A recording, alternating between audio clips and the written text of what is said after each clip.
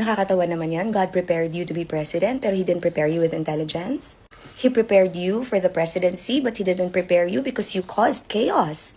If He prepared you for the presidency, then He should have given you capacity too.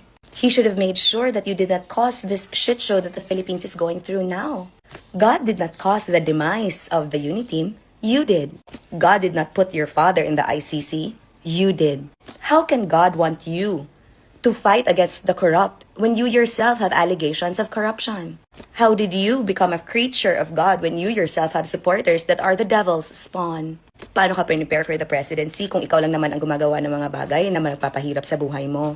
Kasi dapat presidente ang kailangan ng Pilipinas, hindi vigilante. So hindi ka gawa ng Diyos. Gawa-gawa ka lang ng pagkadilulo mo. Nagsalita na naman sa blame niya naman si Jesucristo. Blame niya naman ang Panginoon. Ang Panginoon na busy ngayon sa mga girak at sa mga pamin sa Sudan. Maraming mas importanteng bagay na sinusolve ang langit.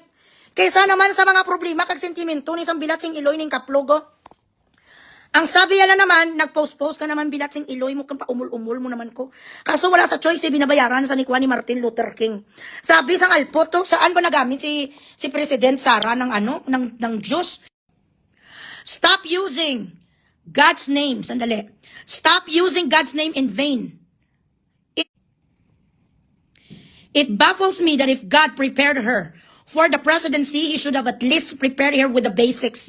The very minimum at least. Kamango pa si mo mag-English, ang bilatsing Eloy ka, bare minimum.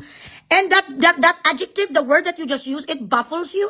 That is so elementary. Wala na ginagamit. Dapat nagagamit ka sa mga words ng mga flumox, perplex. Dapat mga ganun.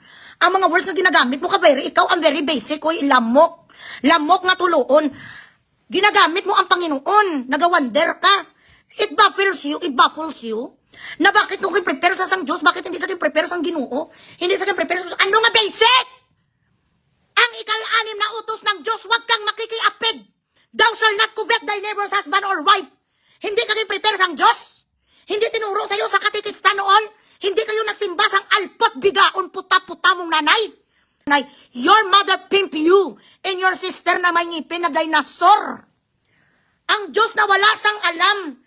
Nagapanahimik doon si Jesucristo sa kalangitan. Dinamay na naman sang alpot, hindi niya alam ano nga basic, minimum. Ano nga giprepared bilat sing Iloy? Ano nga basic? Ano nga akala mo kay BP Sara, yung di puta, anak ni Bin Laden? Na walang values, wala sang edukasyon, terorista. Tinuruan sang tatay nga magpatay bilat sing Iloy sa mga inosente. Tinuruan ni Bin Laden na sa paglaki mo, lahat ng mga Kristiyano bumbahin mo. Ano na sa lumaki sa piling ni Saddam Hussein? Sang mga